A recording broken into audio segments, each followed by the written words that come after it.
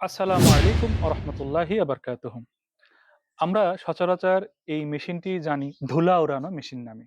এটি আসলে blowing machine. আমরা বলতাম ধুলা ওড়ানো মেশিন। এটি দিয়ে বিভিন্ন ইলেকট্রনিক যন্ত্রাংশের ধুলাবালি পরিষ্কার করানো হয়। সাধারণত ইলেকট্রনিক্সের দোকানগুলোতে এটি বেশি ব্যবহার হয়। তবে যদি আপনার বাসায় এটি থেকে থাকে তাহলে এটি আপনার অনেক উপকারে আসবে। তো চলুন এটি আমরা আনবক্সিং করি। আমি অ্যাপেক্স কোম্পানির একটি কিনেছি। আমরা প্রথমে মেশিনটা বের করলাম, বেশ হেভি। এরপরে মেশিনের যে মাথায় একটা নজেল আছে সেই নজেলটা এটা বেশ নরম, হার্ড হলে ভেঙে যাবে, ফেটে যাবে, তা হবে না এটা কখনোই। এটা পচে যাবে, তাও ভাঙবে না। একটি এয়ার ব্যাগ, সাকশন ব্যাগ বলে এটাকে। আর হচ্ছে একটি ম্যানুয়াল, এবং ম্যানুয়ালের মধ্যে দুটি ছোট ছোট কয়েল দিয়েছে, যেটি পরবর্তীতে আপনার কাজে লাগবে। আমরা একটু খুলে দেখাই আপনাদেরকে। এগুলো একসময় কাজে লাগবে।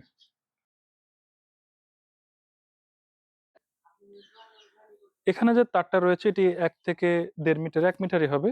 তো আসলে আপনার লম্বা কাজের জন্য আপনাকে এক্সট্রা মাল্টিপ্লাগ ব্যবহার করতে হবে, এটাই স্বাভাবিক বিষয়। এটি বাজারে বিভিন্ন ব্র্যান্ডের, বিভিন্ন কোম্পানির পাওয়া যায়। তবে আপনার সবসময় চেষ্টা করবেন 2500 থেকে 3000 টাকার মধ্যে কিনতে। বাজারে আসলে 2000, 2500, 2000, 2200 এরকম অনেক পাওয়া যায়। সেগুলোর সাথে এগুলোর তুলনা অনেক বেশি হয়। কি দেখা যায় 500-700 টাকার জন্য মানে প্রায় ডাবল খারাপ এবং ডাবল ভালো জিনিস আপনি পাচ্ছেন মাত্র টাকার ব্যবধান 500। এজন্য কেনার সময় 3000 বা 3000 আশেপাশে দেখে কিনবেন। তাহলে এটা আপনি 3-4 বছর আপনি আরামসে ব্যবহার করতে পারবেন। এর আগের আমি একটি ব্যবহার করেছি প্রায় 3 বছরের মতো। সেটিতে আমি যে ভুল করেছিলাম, পরিষ্কার করার সময় আমি এই সুইচটা টানা ধরে রেখেছিলাম। এর ফলে ভিতরে কয়েল মেরে যায়, নষ্ট হয়ে যায়। এর ফলে আর সেটি বাতিল হয়ে যায়।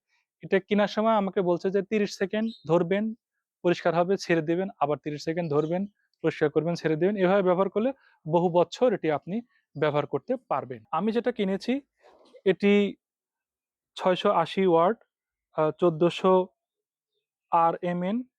আপনার হচ্ছে এটি 220 ভোল্ট সর্বোচ্চ ভোল্টে ব্যবহার করা যাবে, এবং এটি খুবই দারুণ। অ্যাপেক্স ব্র্যান্ডের।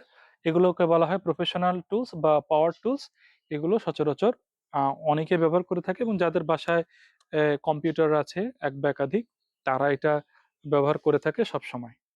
পিসি বা কম্পিউটার পরিষ্কার করার আগে ফ্যানের যে তারটা রয়েছে মাদারবোর্ডের সাথে, এই তারটা হয় খুলে নেবেন, এই তারের অংশটা, অথবা এই ফ্যান কোনো একটা টেস্টার দিয়ে আটকায় দিবেন যাতে ফ্যানের পাখাটা না ঘোরে। কারণ যখন অতিরিক্ত বাতাস লাগবে তখন ফ্যান ঘোরার যে আরপিএম, মানে গতির যে নির্ণয়টা, সেটা এত জোরে ঘোরে যেটা ফ্যানের ক্ষমতার বাইরে গিয়ে ঘোরে। এর ফলে ফ্যানের পাখাটা নষ্ট হয়ে যেতে পারে।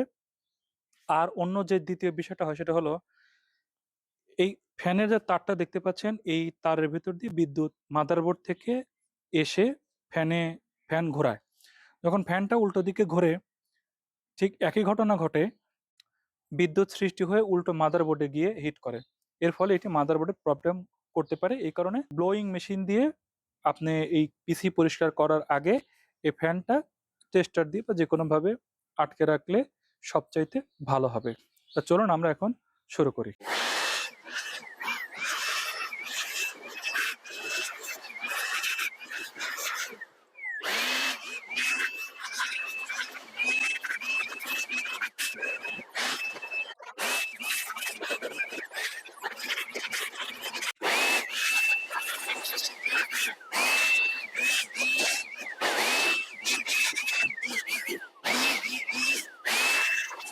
আমি খুব অল্প সময়ের মধ্যে পিসির ধুলাবালি পরিষ্কার করার চেষ্টা করে দেখালাম।